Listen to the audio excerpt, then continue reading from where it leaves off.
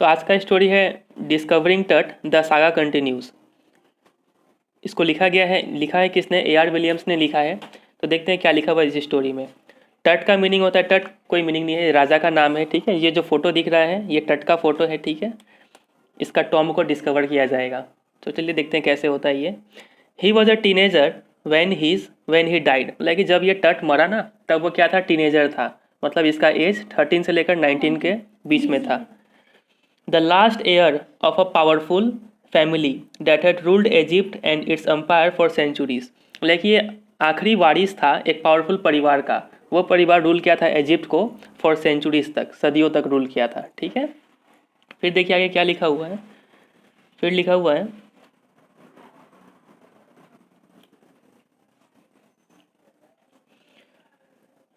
He was laid to rest laden with gold and eventually forgotten. इसको जब लेटाया गया ज़मीन में तब उसको लेडन विद गोल्ड मतलब सोने के साथ लेटाया गया ज़मीन में, सोने से लदा हुआ, एंड इवेंचुअली फॉरगॉटन, और उसको लेटाने के बाद क्या किया गया? इसको भूल गया, फिर कोई इसको याद नहीं किया। फिर since the discovery of his tomb in 1922, लेकिन 1922 में साइंटिस्ट लोग जब आर्कियोलॉजिस्ट लोग खोज कर रहे थे तो इसका टॉम्ब मिल गया। टॉम्ब समझते हो? टॉम्ब मतलब ऐसा रूम जिसमें लाश को रखा जाए, ठीक है। इजिप्ट लोग वाले लोग ऐसे ही करते हैं। The modern world has speculated about what happened to him. तब उस समय का जो दुनिया था वो सब स्पेकुलेट करने लगा, मतलब गेस करने लगा कि ये मौत कैसे हुआ होगा इस राजा का। राजा का नाम क्या है? टट। और उसका एज कितना था जब वो मरा था? टीनेजर था। With murder being the most extreme possibility, सबने यही अनुमान लगाया कि इसका जो मौत का एक ही कारण है, क्या है? मर्डर हुआ है इसका, ठीक है।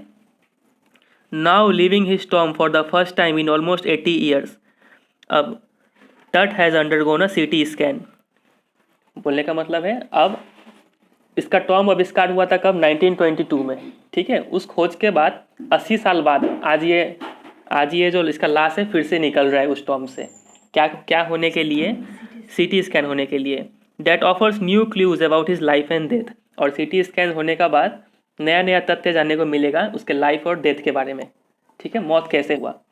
अभी तक मौत का क्या अंदाजा लगा के रखा गया है? मर्डर हुआ है उसका। And provides precise data for an accurate forensic reconstruction of the voice pharaoh. Pharaoh मतलब रूलर, किंग मतलब। अभी तो देखो उसका जो जानते हो पहले क्या होता था, मम्मी लोगों को लाश को कपड़ा में लपेट के रख देता था टॉम में, ठीक है। अब तो सिर्फ कंकाल बचा होगा, सिर्फ हड्डी बचा होगा। तो वो फॉर्सेनिक रिकंस्ट्रक्शन बोलने का मतलब है कि वो हड्डी का CT स्कैन किया जाएगा और उसका चेहरा बनाया जाएगा कि राजा का फोटो पहले ऐसा हो सकता था, ठीक है। स्कल में फिट किया जाएगा मांस, ठीक है। तो ये तो था ब्रीफ इंट्रोडक्शन। अब देखते हैं मेन स्टोरी में क्या हो रहा है।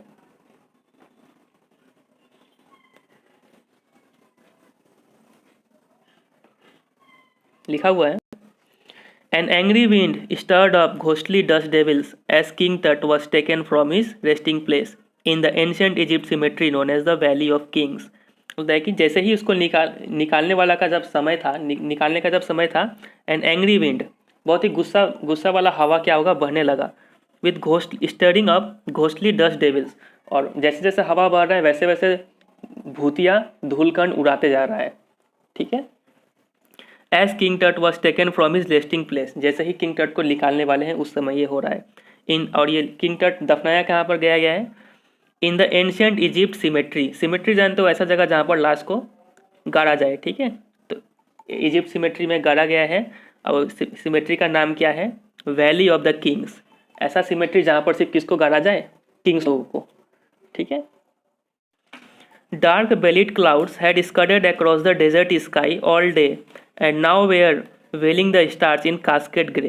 बोला कि दिन भर ना क्लाउड जो है, गहरा बादल, काला बादल घेर के रखा हुआ था आसमान को, और अब जब शाम हो गया है तो वो जो बादल है वो स्टार्स को भी वेल कर लिया है, स्टार्स के ऊपर भी मुखौटा का जैसा ढक लिया है उसको, ठीक है। इन कास्केड ग्रे, एकदम ब्लैक कलर जैसा। इट वॉज 6 PM ऑन 5 जनवरी 2005, और वो समय कब है जब उसको निकाला जा रहा है? 5 जनवरी 2005 और शाम को 6 बजे, ठीक है। The world most famous mummy glided head first into a city scanner, और दुनिया का ये पहला मम्मी है, ठीक है, दुनिया का पहला मम्मी जो अपना सिर झुका रहा है किस पर, सिटी स्कैनर में। समझ रहे हो बातों को। Brought here to provide the lingering मतलब अनसॉल्व, अनसुलझा पहलू, medical mysteries of this little understood young ruler who died more than 3300 years अगो।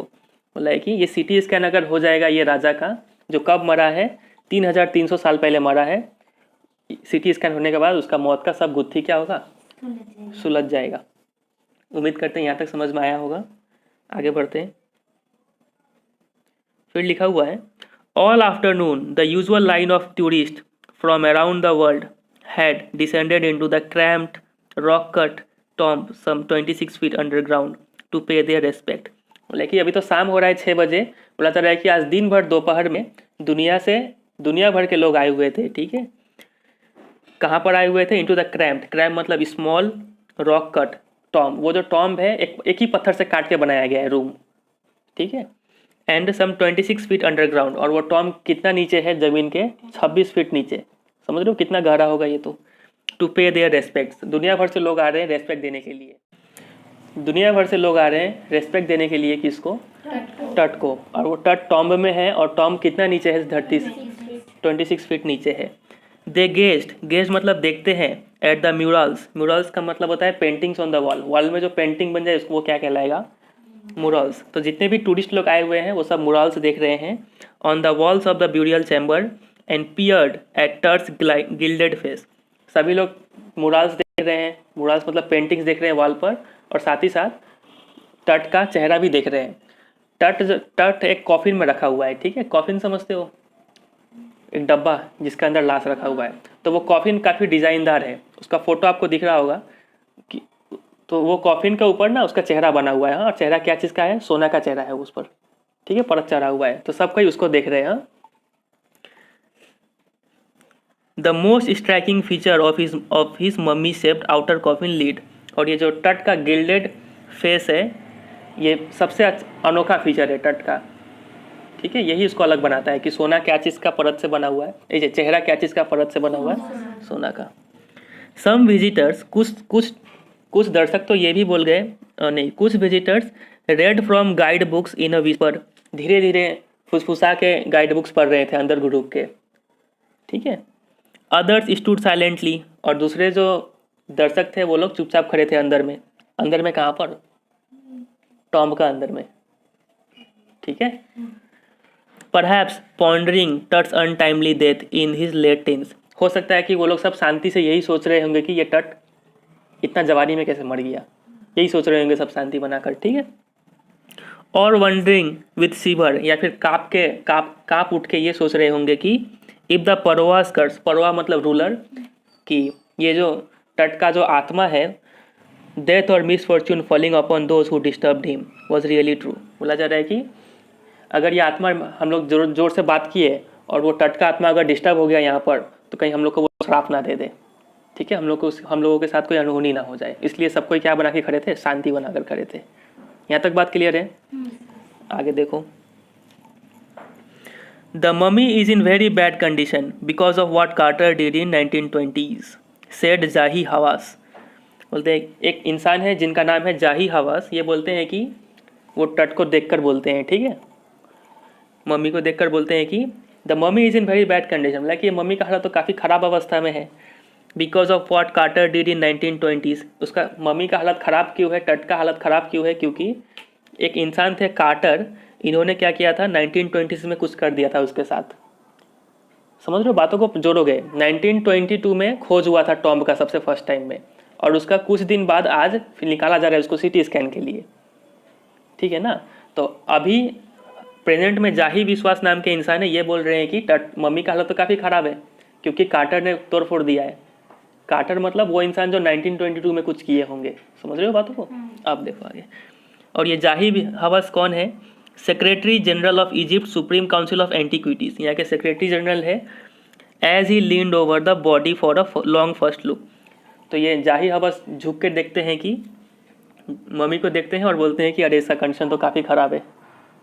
इतना क्लियर है बात। आप देखो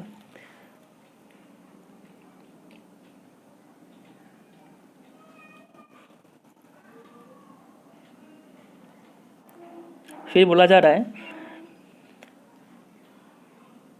कार्टर। वो कार्टर जो इंसान थे उनका फुल नाम है Howard Carter. That is was the British archaeologist. यही वो आर्कियोलॉजिस्ट है who in 1922 discover Tut's tomb, जिन्होंने 1922 में टट का टॉम को डिस्कवर किया था। ठीक है। After years of futile searching, बहुत सालों तक खोजने के बाद 1922 में टट का क्या मिला था? टॉम्ब मिला था। किसको मिला था? हावर्ड कार्टर को। ठीक है। अब देखो इट्स कंटेंट्स, और वो टॉम्ब के अंदर क्या क्या है, जितने भी सामान थे, दो हेस्टली रैंसैक्ड इन एंटीक्विटी। जब 1922 में जो टॉम्ब मिला था तब ये कार्टर क्या किए थे, सामान को इधर बितर कर दिए थे एकदम। ठीक है, तितर बितर कर दिए थे, सब उल्टा पुल्टा। वह सरप्राइजिंगली कंप्लीट, लेकिन जो भी था कंप्लीट था सामान, एक भी चीज़ मिसिंग नहीं था अंदर से। They remain the richest royal collection ever found. आज तक में मिला हुआ सबसे अनोखा शाही सामान वहाँ पर है। ठीक है, अनोखा अनोखा सामान था। ये टट मरे कब थे? 3300 साल पहले। तो उस ज़माने का सामान भी आज तक है उस टॉम्ब में। And have become part of the pharaoh's legend, और ये राजा का तो एक जीवन का हिस्सा होगा। ठीक है। स्टनिंग आर्टिफैक्ट्स इन गोल्ड, अच्छे अच्छे जेवर थे सोने के। Their eternal brilliance meant to guarantee resurrection. और पहले का इंसान लोग जब दफनाता था ना तो सोचता था कि यह इंसान को अगले जन्म में भी ज़रूरत पड़ेगा ये सब सामान का, इसलिए जितना भी वस्त्र था, बर्तन उर्तन सब दे देता था। ठीक है, उसी को बोलते हैं रिसरेक्शन, मतलब रीबर्थ होगा तो। हाँ, पुनर्जन्म। तो ये सब देख के साबित किया गया कि चलो इसका पुनर्जन्म हो जाएगा। Cause the sensation at the time of the discovery. तो जब ये टॉम का डिस्कवरी हुआ था तो पूरा हल्ला मच गया था कि अरे वाह क्या सामान है। And still get the most attention. अब वो आज भी वो सब सामान आकर्षित करते हैं लोगों को, जो इतना अनोखा अनोखा सामान है उसके अंदर। राजा का सामान है तो अनोखा होगा ही, लेकिन उस जमाने का भी। फिर देखो क्या लिखा गया है। बट टट was also buried with everyday things he would want in after life. तो टट को इस सब जेवरात के साथ साथ कॉमन सामान भी दिया गया था जो उसको लगेगा अगले जन्म में। ठीक है, वो कॉमन सामान क्या था? Board games, a bronze razor, linen undergarment, cases of food and wine. उम्मीद करते हैं सबका मीनिंग समझ में आ ही गया होगा। ये सब दिया गया। तो after months of carefully recording the pharaoh's funerary treasures, तो महीनों तक एनालाइज करने के बाद कि क्या क्या सामान है, सामान का गुण कैसा है, महीनों तक एनालाइज किया गया। ठीक है। फिर क्या हुआ? Carter began investigating his 3 nested coffin. Carter ने उसका सामान एनालाइज करने के बाद अब शुरू कर दिया कॉफिन को एनालाइज करना। कॉफिन में ही तो लाश है। और कॉफिन का जो लिड है, उसका ढक्कन है, उसका खास बात क्या है कि उस पर गिल्डेड फेस बना हुआ है। सोना का चेहरा है, gilded face. Opening the first, तो वो 3 लेयर का बना हुआ है। वो जो कॉफिन है उसमें कितना लेयर है? 3 लेयर। तो पहला लेयर जैसे ही खोलता है, he found a shroud adorned with garlands of willow and olive tree. उस श्राउड मतलब एक कपड़ा, उसको दिखा कि एक कपड़ा है वो सजा हुआ है, माला उला से सजा हुआ है। ठीक है, ये सब फूल से, willow and olive leaves. Wild celery, ये भी एक पत्ता का नाम है। लोटस पेटल, गुलाब की पंखुड़ियों से, कमल की पंखुड़ियों से सजा हुआ है। एंड कॉर्न फ्लावर्स, इससे भी सजा हुआ है। द फेडेड एविडेंस, और ये सब चीज़ क्या दर्शाते हैं? अब ब्यूरल इन मार्च और अप्रैल, कि पक्का ये टट को कब दफनाया गया होगा? मार्च या फिर अप्रैल के महीने में, क्योंकि ये सब फूल तो उसी टाइम मिलते हैं। When he finally reached the mummy, जैसे ही वो मम्मी के पास पहुंच गया, मम्मी के पास मतलब श्राउड हटने के बाद मम्मी आया। ठीक है। दो ही रैन इनटू ट्रबल, तब उसको एक दिक्कत का सामना करना पड़ा। वो दिक्कत क्या था? देखते हैं वो दिक्कत क्या था। द रिचुअल रेसिन्स, वो जो किशमिश होता है, रेसिन्स मतलब किशमिश, वो जो किशमिश था, हैड हार्डन्ड, वो पूरा सूख के सख्त हो गया था।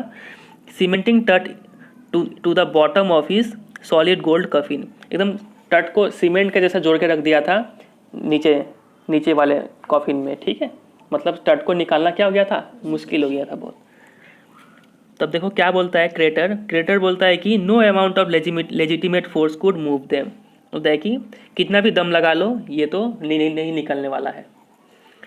क्रेटर रोट लेटर, उसने बाद में लिखा what was to be done, तो उसके बाद करना क्या था? निकल नहीं रहा है तो देखो क्या उपाय सुझाया गया। The sun can beat down like a hammer this far south in Egypt, देखिए इजिप्ट में सन का ताकत बहुत ज़्यादा होता है, तो क्यों ना इस तट कॉफिन को उठा के सन में रख दिया जाए, हो सकता है किशमिश ढीला पड़ जाए और वो तट निकल जाए। And Carter tried to use it to loosen the resins, और क्रेटर ने यही कोशिश किया फॉर सेवरल आवर्स, कुछ घंटे तक।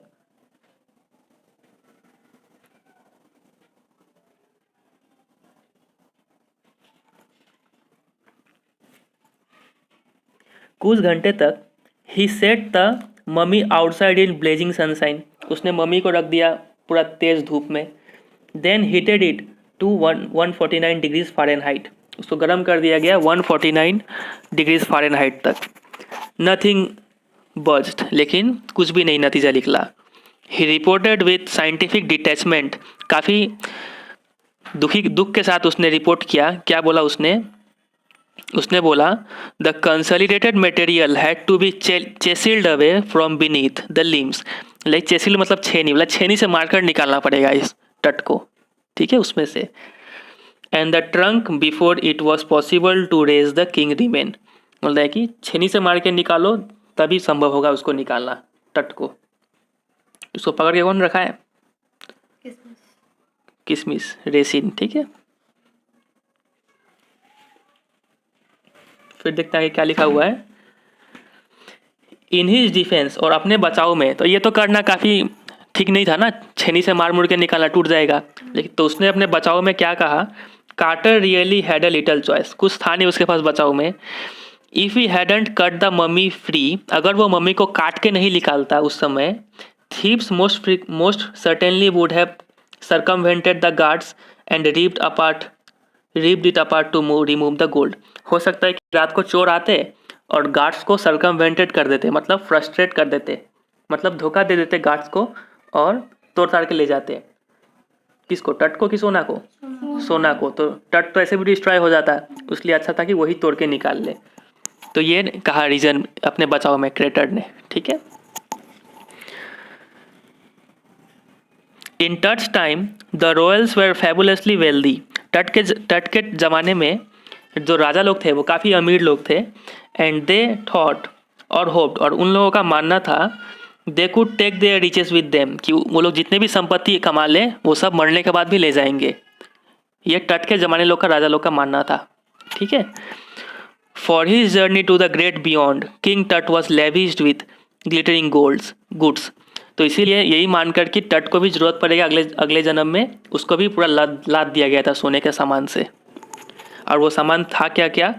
Precious collars, inlaid necklaces and bracelets, rings, amulets, ceremonial apron, sandals, sheath for his fingers and toes, and the now iconic inner coffin and mask, all of pure gold.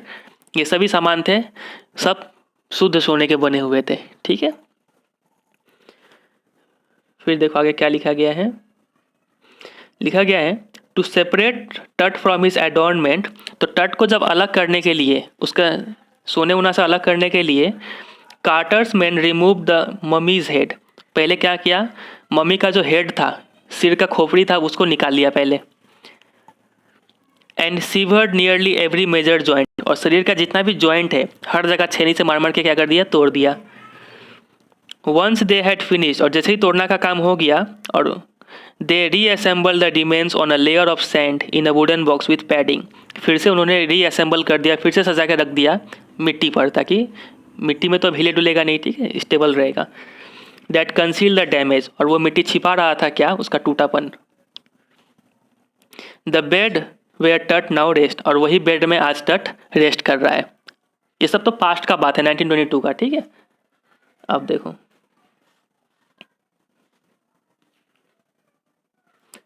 फिर बोला गया है archaeology has change substantially in the intervening decades. 1922 के बाद 1922 का archaeology और आज का आर्कियोलॉजी समझते हो, ज़मीन खोद के जो भी चीज़ मिलता है, सामान उमान, वो सब का अध्ययन करना कि पहले लोग कैसे रहते थे, ठीक है। तो ये अध्ययन करने का तरीका उस ज़माने से आज का ज़माने में काफ़ी परिवर्तन आ चुका है। फोकसिंग लेस ऑन ट्रेजर, पहले के ज़माने में खाली फोकस करते थे जेवरात पर, सामान क्या है इंसान के साथ, and more on fascinating details of life. लेकिन आज का आर्कियोलॉजी क्या पे फोकस करता है कि वो इंसान जीवन कैसे जीता था, ठीक है। एंड इंटरगोइंग मिस्ट्रीज ऑफ डेथ, और मौत कैसे हुआ, ये सब चीज़ पता करता है कौन, आज का archaeology. It also uses more sophisticated tools, और इसके साथ साथ काफ़ी औजार भी यूज़ किया जाता है आज के आर्कियोलॉजी में, इंस्ट्रूमेंट सब, इंक्लूडिंग मेडिकल टेक्नोलॉजी, और मेडिकल के फील्ड में भी काफ़ी नया नया टेक्नोलॉजी आ चुका है। इन 1968, अब डेट पता चला, ठीक है, आज का डेट मतलब 2018 नहीं है, 1968 है। समझ रहे हो बातों को। More than 40 years after craters discovery, crater ने डिस्कवरी कब किया था, 1922 में ना, आज हो गया 1968, मतलब लगभग 40 साल बाद। An anatomy professor x-rayed the mummy and revealed the startling fact. अच्छा, ये 1968 मतलब कोई बीच का तारीख है, ठीक है। तो उस समय भी एक एक्सरे किया गया, और एक्सरे करने का बाद एक बहुत ही अजीब चीज़ पता चला। क्या पता चला? पता चला कि बीनीथ द रेसिन, किशमिश के नीचे, डेट केक्स द चेस्ट, जिस पर चेस्ट रखा हुआ है, his breast bone and front ribs are missing, छाती का जो हड्डी है वो मिसिंग है कुछ कुछ, ठीक है। ये एक्सरे से पता चला। ये एक्सरे किया कब गया? 1968 में, ठीक है। तो लिखा गया है अब, today diagnostic imaging can be done with computed tomography. बोला कि आजकल तो एक्सरे के अलावा क्या टेक्नोलॉजी आ गया है, कंप्यूटेड टोमोग्राफी, शॉर्ट में बोलते हैं सीटी स्कैन। सबको ही सुना है सीटी स्कैन। सीटी स्कैन में क्या होता है कि बहुत सारा एक्सरे लिया जाएगा, ठीक है, एक गोल चीज़ में ढुका के बहुत सारा एक्सरे लिया जाएगा, और एक्सरे को एक के ऊपर एक रखेंगे ना, एक के ऊपर एक, तो वो 3D इमेज जैसा बनेगा। तो 3D इमेज क्या है समझते होगे लगता है। By which hundreds of x-rays in cross section are put together, देखो वही लिखा गया है कि लगभग 100 एक्सरे किया जाता है, सबको एक साथ रखा जाएगा, like slides of bread. Bread देखो, ब्रेड का जैसे रखा जाता है, वैसे ही एक्सरे करके एक के ऊपर एक रखा जाएगा, और 3D इमेज बनेगा, to create a 3 dimensional virtual body, एकदम शरीर जैसा दिखेगा वो। What more would a CT scan reveal of टट देन एक्सरे। तो बोला गया है कि आज सीटी स्कैन होने वाला है, तो देखा जाए वो एक्सरे का बाद ये सीटी स्कैन क्या नया बताता है, ठीक है। And could it answer 2 of the biggest question still lingering about, और सबसे महत्वपूर्ण बात तो यह है कि क्या वो 2 सवाल का जवाब दे पाएगा। वो 2 सवाल है कौन? हाउ डिड ही डाइड, उसका मौत कैसे हुआ, and how old was he at the time of his death, और वो मरने के समय में कितने उम्र का था। यही 2 मेन सवाल का जवाब पता करना है सीटी स्कैन करके, ठीक है। यहाँ तक King Tut's demise was a big event, King Tut का मरना काफ़ी बड़ा अवसर था, इवन बाय रॉयल स्टैंडर्ड, पहले का से कंपेयर किया जाए तो इसका मरना काफ़ी अजीब था। He was the last of his families line, उसके परिवार में खानदान का सबसे इकलौता वारिस था वो। And his funeral was the death rattle of a dynasty, और इसका मरने का बाद भी इसका पूरा साम्राज्य का ही, वंश का ही अंत हो गया। But the particulars of his passing away and its aftermath are unclear, लेकिन इसका मौत कैसे हुआ और मौत के बाद क्या हालात हुआ इजिप्ट का, ये अभी भी अनक्लियर है, पता नहीं चला है किसी को। अब देखो एक स्टोरी उठाया गया है फिर पास्ट से, लिखा हुआ है एमेनहोटेप III, टट्स फादर और ग्रैंडफादर, टट के पिताजी या फिर दादाजी होंगे ये एमेनहोटेप III। वॉज अ पावरफुल फरोआ, एक पावरफुल रूलर थे, who ruled for almost 4 decades, जिन्होंने कितने डिकेड्स तक राज किया था? 4 decades, at the height of the 18th dynasties golden age. 18th dynasties golden age का मतलब होता है लगभग आज से 3000 साल पहले, मतलब 1000 BC, ठीक है, BC समझते हो, बिफोर क्राइस्ट। और एमेनहोटेप का जो सन है, देखो फिर लिखा गया है, लिखा गया कि हिज सन एमेनहोटेप IV, एमेनहोटेप III का बेटा एमेनहोटेप IV सक्सीडेड हिम, उसके बाद बैठ गया राजा का कुर्सी पर, and initiated one of the strangest period in the history of ancient Egypt, और चालू कर दिया सबसे अजीब सा पीरियड इजिप्ट का इतिहास में। The new pharaoh promoted the worship of Aten the sun disc, ये जो नया रूलर था एमेनहोटेप IV, इसने एटेन का पूजा को प्रमोट किया, ठीक है। एटेन को नहीं पूजा, एटेन एक भगवान का नाम है, सन का सोच लो, ठीक है। पहले इसका पूजा नहीं होता था, लेकिन अब इन्होंने प्रमोट कर दिया कि सन का पूजा करो। तो एमेनहोटेप 4 जो थे उन्होंने पूजा शुरू कर दिया किसका, एटेन का। एटेन किसका गॉड है, सन का गॉड है। चेंज हिज नेम टू एखेनातेन, और अपना नाम एमेनहोटेप 4 से चेंज करके क्या रख लिया, एखेनातेन। इसका मीनिंग होता है servant of the Aten, Aten भगवान के नौकर, ठीक है। And move the religious capital from the old city of Thebes to the new city of Akhetaten. और पहले का जो कैपिटल था थेबिस, वहाँ से कैपिटल को मूव करके कहाँ ला दिया, एखेतातेन तक। नाम में कंफ्यूज नहीं होना है, ठीक है। नाउ नोन एज अमरना, और आज वो एखेतातेन का नाम क्या पड़ा है, Amarna. He further shock the country by attacking Amun. एक तो शॉक पहले ही दे दिया कि इसका पूजा शुरू कर दिया एटेन का, और एक शॉक क्या दे दिया, अटैक कर दिया किस पर, अमून पर। अमून कौन है, अ मेजर गॉड, पहले का जो बड़ा भगवान था उस पर, उसका मंदिर पर अटैक कर दिया, ठीक है। Smashing the his images and closing his temples, उसका जितना भी मूर्ति था सब तोड़ दिया और मंदिर बंद करवा दिया अमून भगवान का। It must have been a horrific time said Ray Johnson. तो रे जॉनसन नाम के एक इंसान है, वो बोलते हैं कि ये काफ़ी बुरा समय रहा होगा। और ये रे जॉनसन डायरेक्टर है of the University of Chicago research centre in Luxor, the city of ancient Thebes. यहाँ के एक डायरेक्टर है Ray Johnson. The family that ruled for centuries was coming to an end. तो वो परिवार जो सदियों तक राज किया, आज वो अंत होने जा रहा था। And then Akhetaten went a little wacky, और इसीलिए एखेतातेन क्या हो गया, थोड़ा पागलपन तरह बिहेव करने लगा। आफ्टर एखनातेन्स डेथ, और एखनातेन का मौत का बाद, मतलब एमेनहोटेप 4 है ना यही, तो इसका मौत के बाद a mysterious ruler named Smenkhkare appeared briefly. एक बहुत ही रहस्यमय रूलर थे जिनका नाम है इसमेन खाकरेन। ये बहुत ही कम समय के लिए राज किए। Excited with hardly a trace, और मर गया, एग्जिट हो गया, मर गया बिना कुछ अपना छाप छोड़े। And then a very young Tutankhaten to the throne, और तब हमारा नौजवान टूतन खातेन राजा की कुर्सी पर बैठ गया। और वही टूतन खातेन क्या है, टट है, शॉर्ट में उसको बोला जाता है, ठीक है। King Tut as he is widely known today, आज उनका नाम किससे प्रसिद्ध है, the boy king soon changed his name to Tutankhamun, और उसने भी अपना नाम चेंज कर लिया टूटन खामून में। इसका मीनिंग होता है लिविंग इमेज ऑफ अमून, अमून का इमेज। तो जो एमेनहोटेप 4 ने भगवान को जो तोड़ दिया था, वो भगवान का नाम इसने रख लिया फिर से, ठीक है। And over saw a restoration of the old veg, और फिर से पुराना रीति रिवाज स्थापित करने लगा ये। ही रेन फॉर अबाउट 9 ईयर्स, इसने कितने सालों तक राज किया, 9 साल तक राज किया। एंड देन डाइड अनएक्सपेक्टेडली, और उसके बाद अचानक से रहस्यमय मौत हो गया। और वही मौत का गुत्थी तो आज सुलझा रहे हैं, क्या करके, सीटी स्कैन करके। अब आगे देखो क्या होता है।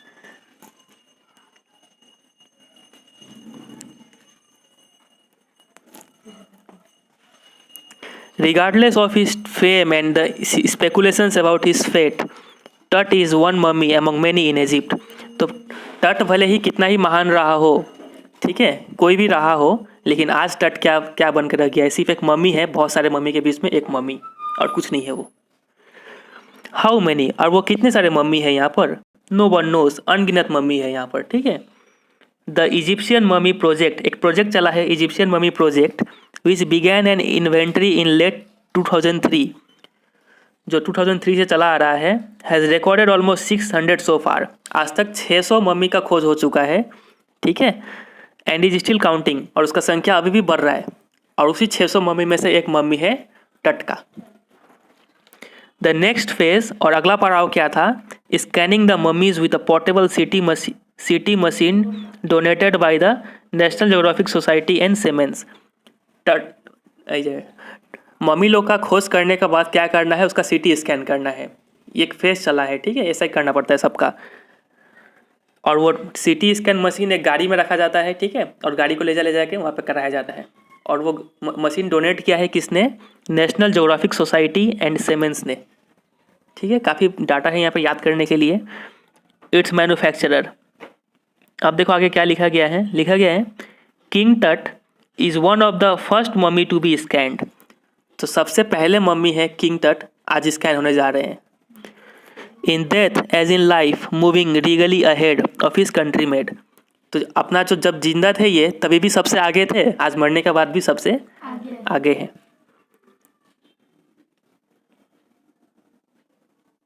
अब देखो आगे क्या लिखा है। A CT machine scan the mummy head to toe. एक सीटी स्कैन वाला जो मशीन होता है वो सिर से लेकर पांव तक स्कैन करती है, क्रिएटिंग 1700 डिजिटल एक्सरे इमेजेस। कितना तो एक्सरे किया जाता है? 1700 एक्सरे किया जाता है इन क्रॉस सेक्शन, पूरा शरीर का। Tut's head scanned in 0.62 millimetre slices to register its intricate structure. तो 0.62 मिलीमीटर पतला स्लाइस बना कर स्कैन किया जाता है, ठीक है। उतना पतला पतला लगते लगते एक 3D इमेज बनेगा। Takes in detail in resulting image, और बारीकी से बारीकी चीज़ को भी रिकॉर्ड कर लिया जाता है। With Tutt's entire body similarly recorded, a team of specialists in radiology, forensics, and anatomy began to probe the secrets that the winged goddesses of the glided burial shrine protected for so long. तो वैसा ही एक team आया था आज जो specialist है radiology में, forensics में और एनाटोमी में, आज तैयार थे वो सीक्रेट्स को सुलझाने के लिए, पता करने के लिए। जो एक गॉडेस है, जो देवी है, वो देवी जो बचा के रखी है सीक्रेट को, आज वो सीक्रेट निकालने आई थी। The night of the scan, और वो रात जिस दिन वो स्कैन होने वाला था, ठीक है। स्कैन कब होने वाला था एक बार देख लेते हैं। 5 जनवरी 2005 में स्कैन होने वाला था। हाँ, उस रात को वर्कमैन कैरीड टट from the tomb in his box. जो जितने भी लोग थे, कारीगर लोग, वो लोग टट को कैरी कर रहे थे, टॉम्ब को, ठीक है। ऐसे टट को टॉम्ब से निकाल रहे थे। वो टॉम्ब कितना नीचे है धरती के? 26 फीट नीचे, तो वहाँ से निकालना भी तो पड़ेगा, ठीक है। लाइक पॉल बियरर्स मतलब वो लोग जो लाश कैरी करते हैं, ठीक है, आपको फोटो में देखने को मिलेगा। दे क्लाइम्ड अ रैम्प, एक सीढ़ी बनाकर ऊपर उठे, and a flight of stairs into the swirling sand outside. और अंदर तो टॉम्ब का अंदर पूरा खामोशी था, लेकिन बाहर निकलते ही पूरा धूल धूल उड़ रहा है, उसमें आ गए, मतलब टट को बाहर निकाल चुके हैं अब, ठीक है। Then rose in a hydraulic lift into a trailer that held the scanner, और फिर करते करते गाड़ी में ढुक गए। 20 मिनट्स लेटर, और 20 मिनट बाद 2 men इमर्ज्ड, 2 लोग वो मशीन से बाहर निकलते हैं। Sprinted for an office nearby, sprinted मतलब सर्च्ड, खोज रहे हैं, तो कोई ऑफिस खोज रहे हैं। 2 लोग बाहर निकले मशीन के बाहर और खोज रहे हैं क्या? ऑफिस खोज रहे हैं, पता नहीं ऑफिस में क्या चाहिए लोगों को। And return with a pair of white plastic fan, और ऑफिस ढूंढ भी लेते हैं, और क्या लेके आते हैं वापस? 2 ठो प्लास्टिक का फैन लेके आते हैं, 2 ठो। The $1 million scanner had quit because of sand in a cooler fan, और वो जो लाखों डॉलर महंगा जो स्कैनर था वो काम करना बंद कर दिया था। क्यों? क्योंकि जो इतना मिट्टी था ना, मिट्टी घूमते घूमते मशीन में ढो गया, मतलब मशीन खराब हो गया था, उसके 2 ठो प्लास्टिक का फैन लाना पड़ा। तभी एक गार्ड था, वो गार्ड ने क्या बोल दिया? Curse of the pharaoh. देखो बोला कि देखो ये जो राजा का आत्मा है, उसी ने मशीन बंद करवाया होगा, ठीक है। जोक द गार्ड नर्वसली, एक गार्ड ने जोक छोड़ा, ठीक है, नर्वस हो गए काफ़ी।